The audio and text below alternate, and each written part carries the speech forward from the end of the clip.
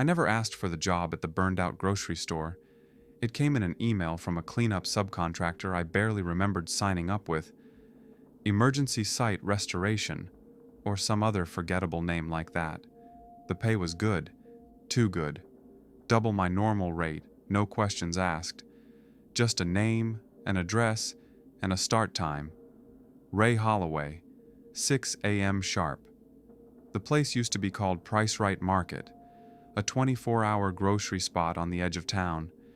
It went up in flames 3 weeks ago under weird circumstances. Some electrical fire that started in 3 separate places at once. Insurance flagged it, but no one's been allowed inside until now. They said it was finally stable enough for us to start clearing out the debris. My partner for the job was Luis, a guy I'd worked with once before. Kind of loud, always chewing gum.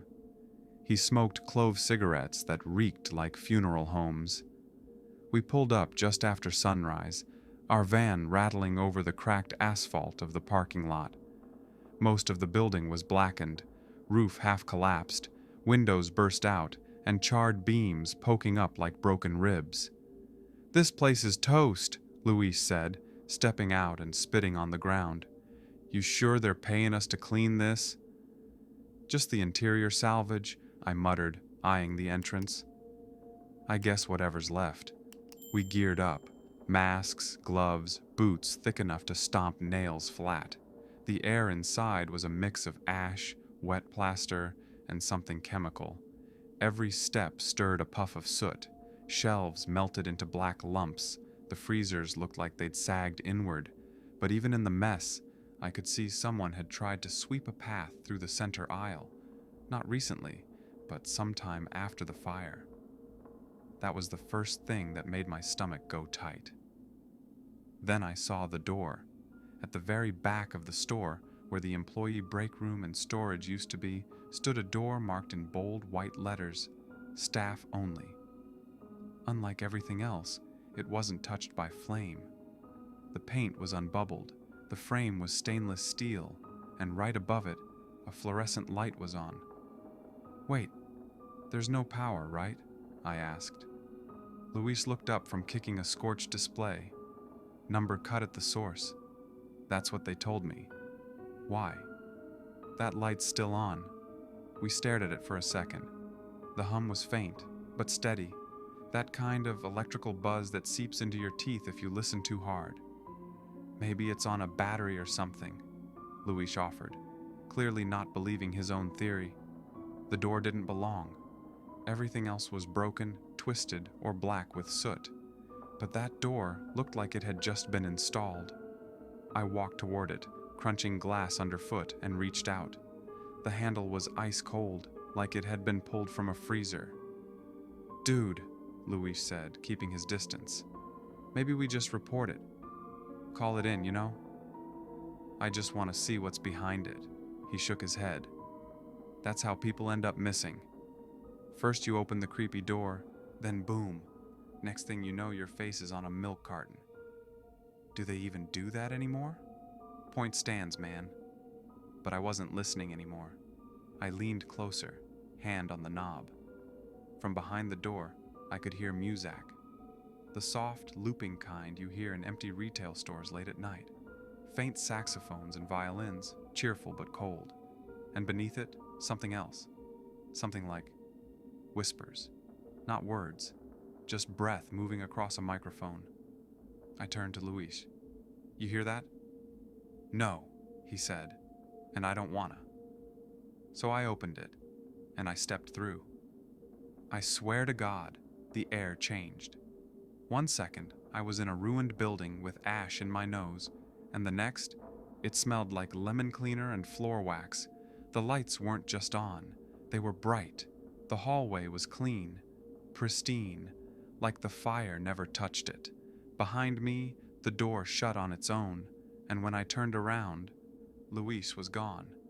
All I could hear now was that smooth, soulless saxophone, and the buzz of fluorescent lights overhead. The hallway didn't make sense. The moment that staff-only door shut behind me, the sound of crumbling drywall and caved-in beams was gone. It was like stepping into a time pocket. No soot, no damage, not even a trace of smoke. Just bright white tiles and perfectly humming lights that buzzed in sync with the myuusic. The tune had changed too. Some warped instrumental version of "I Wanna Dance with Somebody."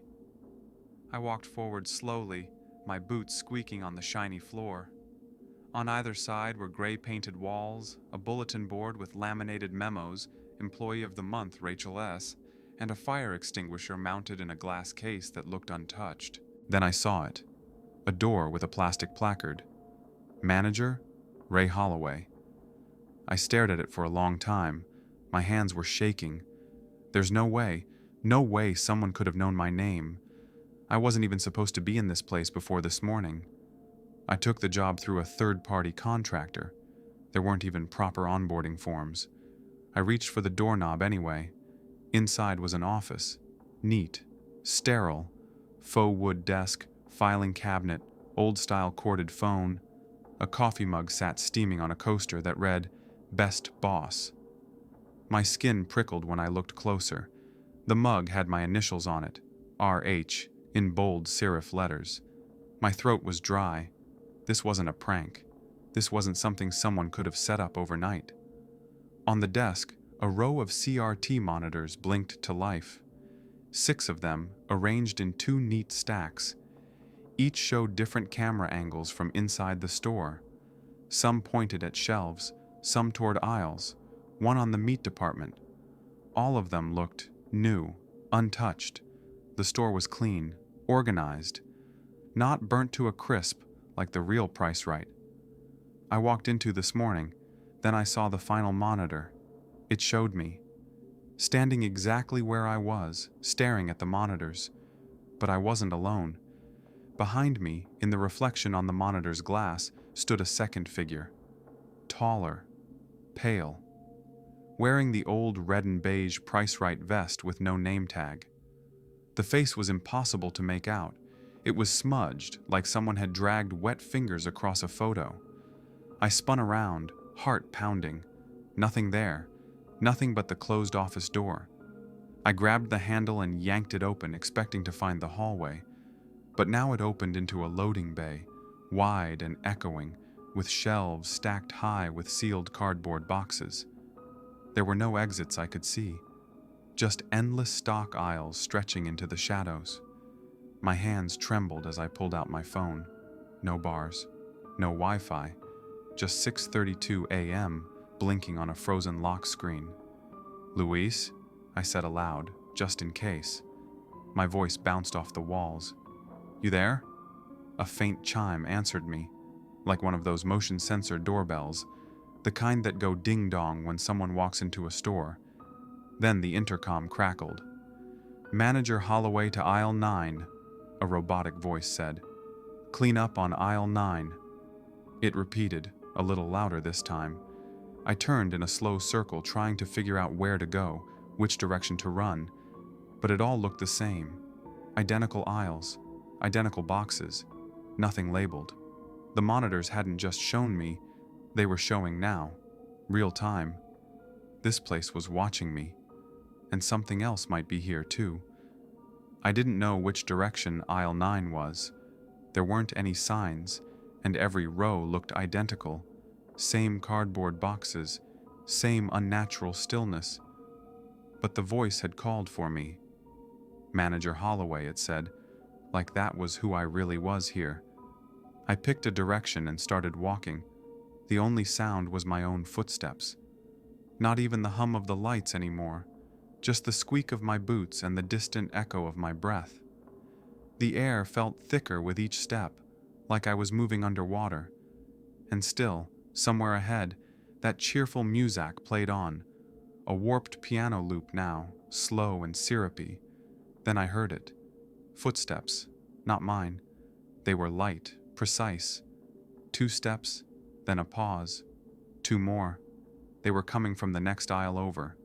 "Hello," I called, voice cracking. The steps stopped. I moved quickly to the end of the row and peered around. Nothing, just more boxes and that strange white light from overhead. Then, without warning, A tall shadow flicked across the floor, long and thin, like it belonged to someone just around the corner. I ducked back and held my breath. The steps resumed. Closer now. I backed up, turned, and ran. I didn't care where I was going, just away. I weaved through the aisles, ducked under low shelves, knocked over a stack of boxes that collapsed with a hollow thud. When I looked back, there was still nothing, but I could feel it, the weight of eyes on me, like being watched through a two-way mirror. I turned one more corner and nearly slammed into a swinging pair of double doors. A sign above read, "Employee Lounge." I shoved through them and shut the doors behind me, chest heaving. The lounge was just like every break room I'd ever been in. Beige walls, microwave that looked older than me, a vending machine with snacks that all expired in 1997, and a table with 4 plastic chairs, one of them pulled out like someone had just been sitting there. On the table was a clipboard. At the top, it read, "Shift Roster, Tuesday." Below that were 3 names, Rachel S., Bakery, Luis R., Janitorial Ray Holloway, Manager I froze. Luis was on here, listed like he'd worked here for years. I fumbled for my phone again, still frozen. 6:32 a.m. No bars. Then I heard a low creak. One of the other chairs had moved, not slid, moved, like someone had gently pulled it out from under the table. I backed up. My hand hit the vending machine. The light inside flickered. Suddenly, the intercom crackled again. "Manager Holloway," it said. "Please report to security." I turned to the far side of the lounge. Another door had appeared there. Security office printed in black letters. The kind of door that hadn't been there when I first walked in. Something about it felt final, like crossing into a place I wouldn't come back from. I stood frozen for a full minute before the intercom buzzed again. "Manager Holloway, security, now." And then, in the vending machine glass, I saw it again. The smudged figure, closer this time, right behind me. I didn't look back. I ran through the security office door. It slammed shut behind me, and the lights went out. I stood in total darkness. The air in the security office was colder, heavier. The silence was absolute. No myuusic, no footsteps, not even my own breathing at first.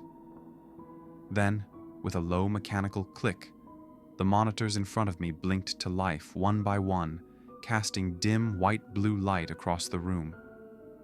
There were 9 screens this time. They showed different parts of the store, aisles, the break room, the loading dock, even the scorched ruins outside. The weird thing was, they were all active. None of it was charred. No fire damage, no collapsed ceilings. Just people moving through the store, pushing carts, stocking shelves. Except they weren't people. Not exactly. They were blurry. Like their faces had been wiped clean, or like they'd been smeared with grease on the lens. Their limbs moved with mechanical precision. No talking, no blinking. Just slow, synchronized motions, putting items in carts, straightening boxes, turning corners in perfect rhythm. I leaned closer to the center monitor. It showed the employee lounge I had just left. The table was empty. Then one of the faceless figures walked in. It wore a manager's vest. My vest. Same building, same slouched posture. It sat down at the table and stared at nothing. Then it slowly turned its head toward the camera. I staggered back. It knew I was watching. A high-pitched whine filled the room, like microphone feedback mixed with insect wings. I covered my ears, but it didn't help. It was coming from inside my head. The screens began to flicker.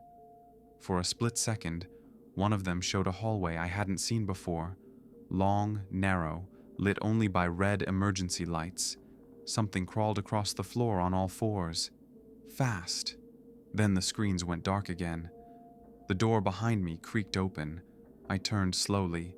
Beyond the doorway was the same red-lit hallway I'd seen on the monitor. The light pulsed in and out, like it was breathing.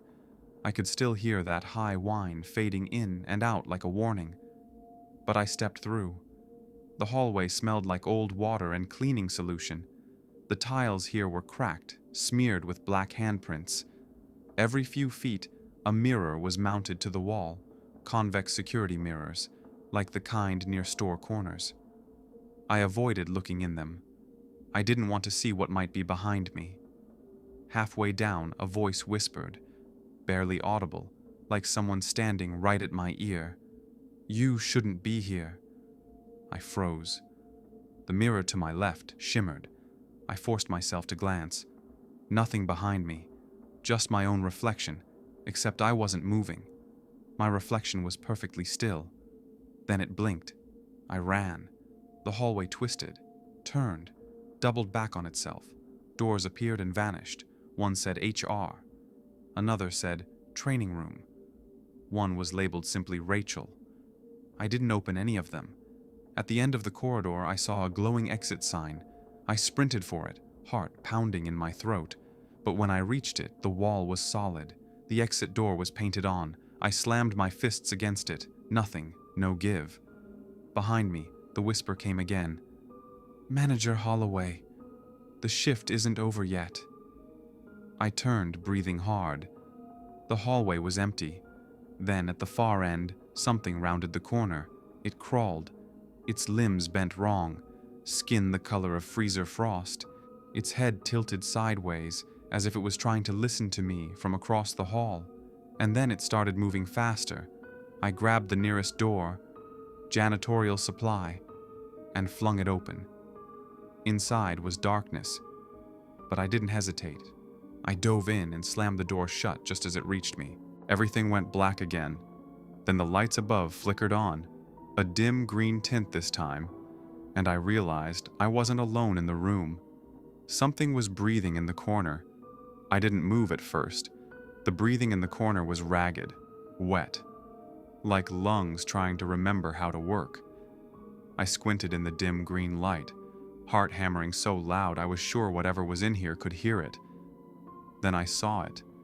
A figure crouched in the far corner, knees to its chest, arms wrapped tightly around them. Its face was buried, head rocking ever so slightly. I pressed myself against the shelves, trying to stay out of sight. The breathing stopped. Then, slowly, it looked up. It was a man, or had been once. His face looked stretched, skin pulled tight across cheekbones like plastic wrap. His eyes were wide, glassy, unmoving. He wore a faded Price Right uniform shirt, but the name tag was missing. His mouth opened in a twitchy motion, and he said in a voice way too cheerful, "Welcome to Price Right. Let me know if you need anything." His mouth didn't match the words. They came out smooth, rehearsed, like they'd been played from a tape recorder. Then he smiled. Not just any smile, a grin that split ear to ear. His lips peeled back so far I could see all the way to his molars. I backed up into the metal shelf, knocking over a bottle. It hit the floor and shattered. The clerk stood, twitchy, like a puppet with tangled strings, his head tilted hard to the side, cracking like dry wood. "You break it," he said in that same taped-up cheer. "You buy it." He stepped forward. I fumbled for anything on the shelf behind me. My fingers wrapped around something heavy, a canister. I threw it. It struck him in the chest. He didn't flinch. Instead, he laughed, a short, stuttered giggle like a skipping CD. "Manager Holloway," he said, "you're late for your evaluation." I bolted, out the supply closet, back into a hallway I didn't recognize, one lined with outdated posters. Safety first. Employee excellence, Rachel S. Together, we stock. I didn't stop running until I hit a set of elevator doors. An elevator? In a grocery store? I jammed the button. The panel above blinked, down in flickering red letters. Behind me, I heard the clerk's footsteps. Erratic, skipping, closer. The elevator dinged. I dove in and hit the close button over and over. He turned the corner just as the doors shut. His face was inches from mine, grinning like a ventriloquist dummy. Then, darkness again. The elevator rumbled downward. No music, no announcements, just the grinding of old gears. When the doors finally opened, I stepped out into a grocery store, but not the same one. This one was pristine, fully stocked, neon lit, early 2000s pop playing overhead. Shoppers moved through the aisles with carts, laughing, talking, but every voice sounded exactly the same. I stepped forward and looked closer. Every shopper was the same person, same face. The face from the monitors, smooth, blank, too perfect skin, a manufactured smile. They didn't look at me, they just kept shopping, like it was all they knew how to do. "Excuse me," said a voice. I turned. One of them stood behind me, holding a basket. "You dropped this." They handed me a clipboard. At the top, termination form, Manager Holloway. My hands trembled. "I didn't sign this," I whispered. The figure leaned in close. Their smile widened. "But you will." I stared at the clipboard in my hands, heart thudding so hard it shook the pen clipped to the top. The paper was crisp, white, spotless, like it had been waiting for me. My name, Ray Holloway, was printed in bold across the top. The blank space beneath the word signature pulsed like it was breathing. "I'm not signing this," I muttered, backing away. The shopper with the perfect face didn't move, just kept smiling. Others began turning. One by one, the identical shoppers twisted in my direction, all holding baskets, all with the same hollow grin. Their heads tilted at the same exact angle. "Sign it," they said in unison, their voices overlapping like broken radio transmissions. I dropped the clipboard. The lights above flickered, the myuusic distorted, dragging into a low, warped version of Walking on Sunshine. The crowd started moving, slowly, purposefully, toward me. I turned and ran. My feet pounded on linoleum as I dodged aisle after aisle. Cereal boxes tumbled off shelves as I barreled through.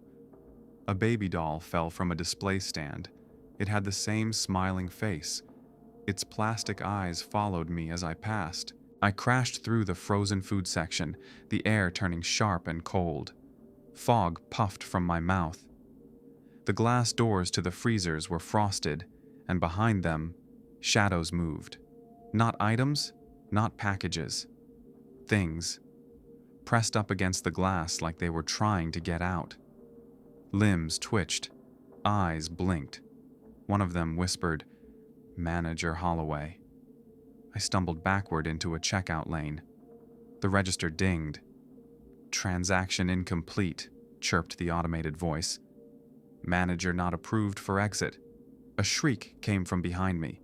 I turned just in time to see the shoppers rounding the corner, their walk turning into a run. I dove over the checkout counter and landed behind it, knocking over a rack of gum and lighters. My shoulder screamed in pain. Somewhere deeper in the store, a bell rang. "Attention, staff," a voice announced over the PA. "We have a manager out of bounds. Please escort him to his final review." Something about the voice made my skin crawl. It was my voice, but wrong, stilted, auto-tuned. Behind the counter, there was a trap door. I didn't think. I just grabbed the handle and yanked. Stairs led downward into darkness. I climbed in and pulled the door shut just as the first of them reached the counter. Down and down I went, the air growing warmer, damp. My flashlight flickered but held. Pipes ran along the walls, dripping steadily. I could hear machinery humming far below, like the beating heart of something huge and buried. After what felt like forever, I reached the bottom. A massive door stood ahead, steel and ancient, marked Management Review in red letters. To the side was a keypad, no numbers, just a slot. And beside it, on a small pedestal, was a single sheet of paper, the same termination form, already signed. My name scrawled across the bottom in handwriting that looked like mine, but shaky, panicked. I picked it up. The slot on the door blinked green. I hesitated. Every instinct screamed at me to turn back, but behind me, the faint echo of footsteps started again. I slipped the form into the slot. The door hissed open. Inside was an office. Not just any office, my office, from the trailer at the cleanup site. The same layout, same half-empty coffee cup on the desk. And sitting in the chair was me, but older, tired, wearing a name tag that said, Store Manager, Holloway. He looked up and smiled. "Took you long enough," he said. I stared at myself, or whatever this version of me was. His hair was thinner, eyes sunken, the skin under them bruised purple. His lips cracked when he smiled. It was the same grin I'd seen on the clerk, the shoppers, the security feed. "You're not me," I said quietly. He chuckled and leaned back in the chair, like we were just two buddies catching up after a long shift. "I used to say the same thing, but you'll get there." The room wasn't just my office, it was a twisted replica. The walls pulsed subtly, as if they were breathing. A fluorescent light above flickered in slow, deliberate beats. There was no window, no clock. Just the desk, the chair, and me standing awkwardly in the doorway. "Why me?" I asked. "Because you showed up." He gestured to the desk. A folder lay open there, documents inside, covered in looping red pen. I leaned forward. Inside were snapshots. Me, from earlier today, standing beside my truck. Me picking up coffee. Me talking to the fire marshal. Me stepping inside the ruins of Price Right. Pages and pages of observations, evaluations, test metrics. "You've been watching me?" "Of course. Can't promote someone if you don't know they can handle it." "Promote?" He nodded. "This store needs a manager, and you've got potential. Commitment, resilience, fear tolerance above average. You even brought your own tools." "I'm a cleaner, not a manager." "Not yet." He leaned forward, expression softening. "You can go back, Ray, but not the way you came in." He reached into a drawer and pulled out a new name tag. It read, Store Manager, R. Holloway. "No," I said. "This place is wrong. It's not real." "Oh, it's real," he whispered. "More real than anything up there. Out there, you're temporary, replaceable. In here, you're vital, permanent." I stepped back. "I want out." He sighed, stood up slowly, and walked to the wall. Pressed his hand flat against it. A narrow panel slid open behind him, revealing a glass window. Behind it was a surveillance room. The monitors blinked, each one showing a different camera feed. One showed the charred exterior of Price Right, my truck still parked out front. Another showed the fire marshal, pacing, talking to someone on the radio.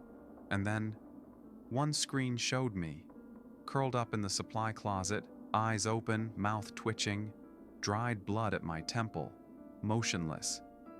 "Your body's still there," the manager said. "Barely.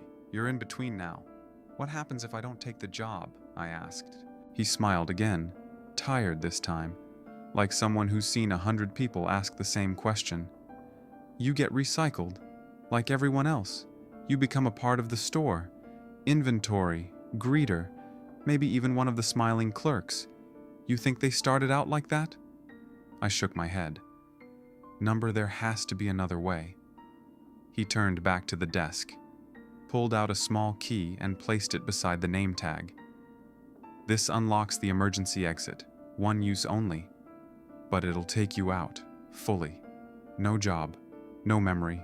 You'll wake up in a hospital. Maybe. Or maybe the fire will finish the job." I stared at the two items. Key. Tag. Choice is yours, Ray. Promotion or escape. Silence hung in the room. The lights buzzed. I felt the air shift behind me.